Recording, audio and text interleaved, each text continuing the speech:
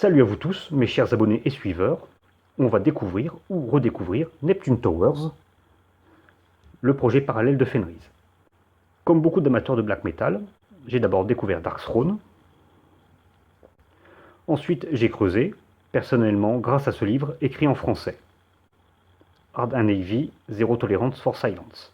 Les références sont dans la description. J'ai regardé la liste des artistes similaires.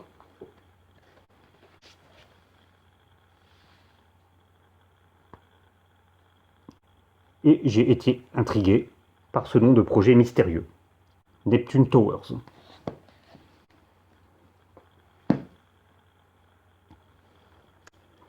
Il s'agit en fait d'un projet parallèle fondé par Fenris, la tête pensante de Darkthrone, et qui consiste en une musique purement ambiante. Il est évident que la seconde vague du black metal, née en Norvège, a été influencée par la première vague, en particulier par Bathory. Mais une influence sous-estimée est celle de la musique électronique, notamment celle de Tangerine Dream. La technique du trémolo crée une atmosphère similaire à celle de la musique jouée au synthétiseur. Pour vous en convaincre, chers spectateurs, vous pouvez regarder ce documentaire. Until the Light Takes Us. Ce documentaire est disponible sur YouTube, mais il n'y a pas de lien permanent, en raison des suppressions, je suppose.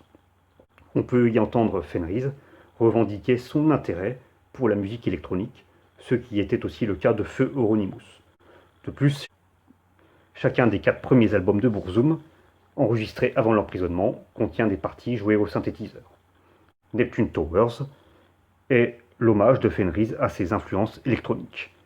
Le projet consiste en 2 albums, Caravans to Empire Algol, Algol, l'étoile du démon, sorti en 1994, et Transmissions from Empire Algol, sorti en 1995. Comme on peut le voir, on est pleinement dans la thématique du voyage spatial.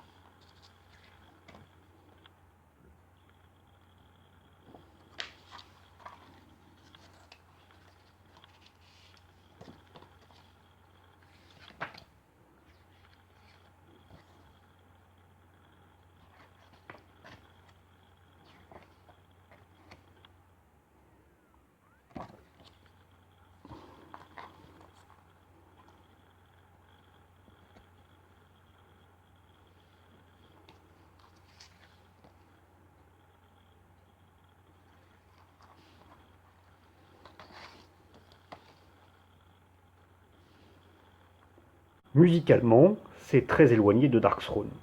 J'ai été très surpris, et apprécier m'a pris longtemps.